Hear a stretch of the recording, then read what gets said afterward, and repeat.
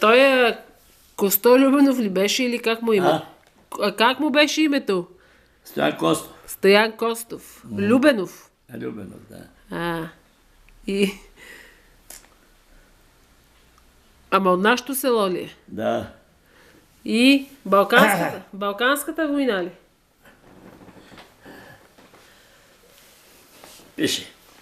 Пишем. По време на войните, Балканската и Първата световна война, от нашето село, Ярлово се казва, отидоха почти цялото мъжко население на фронт. Фронта продължи 7-8 години. Има някои хора, които изкараха по 9 години, както е моя баща, например. Дядо Андон 9 години ли е бил? Да. Моя баща е роден, казва се Андон Прандачки. Роден е 1888 година. През 1909 година отива редовен войник. Служи в планинската батарея, тогава в Дупли, после в Разлог. И след уволняването веднага отива на Балканската война, участва във войната, отива след това с малко прекъсване на 3-4 месеца в Първата световна война, чака до 1918 година.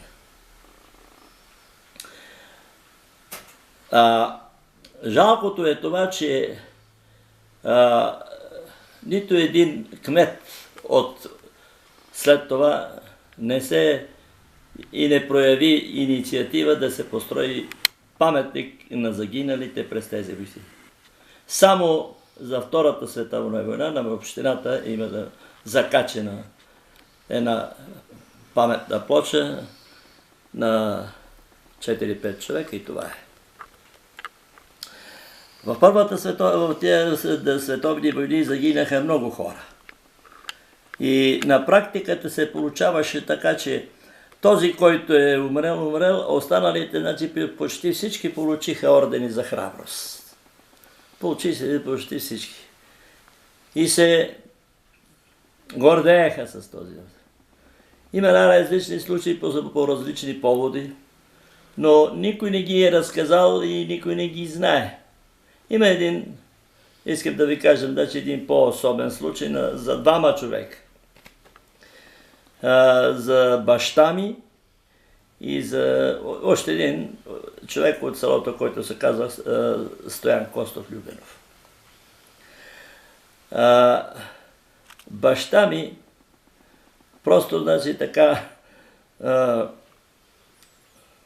като на майтап, трябва да се каже, че баща ми е получил ордена за храброст благодарение на един магарешки инат. Какъв е случай? Служи на Румънския фронт. В батареята е снабдител с провизии. Тогава в планинските батареи са били живата тяга и без снарядите се прекарва с магарата. Баща ми натоварил от арсенала от склада, където и да предвижи до позициите, но е трябвало да мине през едно рекичка, където има дървен мост. И магарето се запънало. Като се запънало магарето, той почва да се... Обаче в това време от реката отдоле румънски войници го забелезат и почват да стрелят с шрапнели по него. Той не оставя магарето, дърпа и с големи усилия закара снарядите до таковата. И като се върши шинелата му е пробита на 16 места от шрапнелите, а по тялото на баща ми няма абсолютно нищо. И по този повод и на други места, където е проявял като геройство на Булаир, на всички фронтове, е получил орден. Браво. Има един особен случай за този по-малко и пак така леко комичен случай с Стоян Костов. Стан Костов е бил в пехотата, картечар. Но по време на военните действия, в сраженията, в едно от сраженията, се контузва и оглушава.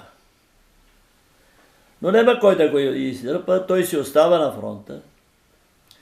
И на Дойранския фронт пред 1918 година се води война с френски войски. Този случай го има описан и в военната литература. На един рубеж, на позиция, пехотната дружина, в която той служи, е подложена на унищожителен огън от страна на френските войски, с голямо превъзходство. И в крайна сметка ръководството на сражението дава отбой. И ротата се отстъпва назад. Обаче Стоян не чува. А и понеже той по принцип си, да кажем, въобще не чува, не му прави впечатлението, че няма никой покрай него. И едва когато, значи, на един рубеж пред него изскачат вече за ръкопашен бой френски войници, тогава той се оплашва и натиска картечницата. Французите, изненадани от съпротивата, от неочакваната съпротива, се смутат, почват смутат. Началството на нашата рота виждат техната суматоха, дава се обратно заповед за друга атака, минават и ги изтласкат. И за този случай Стоян Костов получава орден за храброст. Браво. Като говорим за ордена за храброст, казах, значи, че който не е починал на войната, той е награден с орден.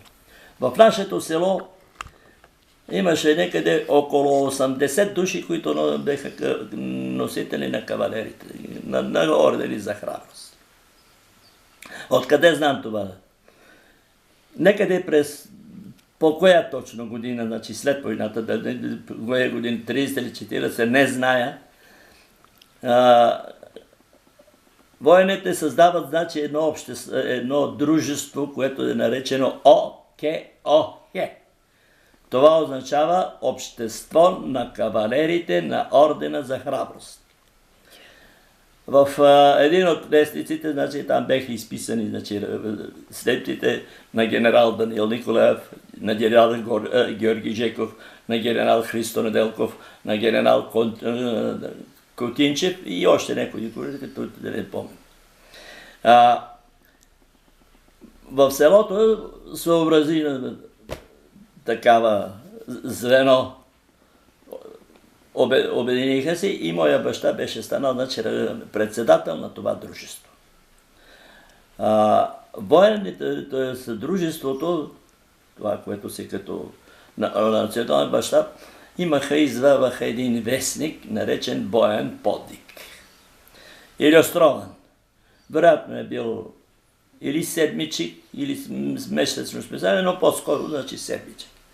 И на него имаше, значи, редица такива патриотични статии, рецитации, стихотворения, описване на разни случки и така нататък. На една от страниците, на илюстрованата страница, имаше на цялата страница окачени портретите на генерал Даниил Николаев. За всяка година от неговото разглеждане, някъде около 20-30 снимки, всичките. И беше много интересно да види, значи, постепенно този човек как израста и беше генерал. Има един особен случай, значи, за този един случай, за който и моя баща щеше да пострада. В смисъл такъв, некъде през 1943 година, от Сабоков, от 7-ми артилеристи полк или от военното окръжие, идва военна комисия в нашето село и събират кмета, даскала, попа и по-видните. Баща ми го викат като председател на това дружество, Ордена, да. патриотично дружество. А друг имаше един дедо Стойко Рагин, той беше куц човека. Той беше председател на земеделската дружба. Това беше единствената политическа сила, която съществуваше по това време в нашето село. Не е имало партизански борби, партизани от нашето село, почти не е имало, само с изключение на един-двама, но те не беха в селото. Тази комисия, която е дошла тук, е събрала с една такава цел. Да посочат хората, комунистите, които са войници на фронта, по това време, нашата армия беше пак на фронта, като окупационни власти по София, по новите земи, да видят кои има младежи комунисти, за да се предотврати, ако евентуално стане някаква мобилизация, да се има предвид, че тия хора да не се изпращат на Съветския фронт. Такова е била уговорка. И на време баща ми казваше, ние вика, не знаехме, защото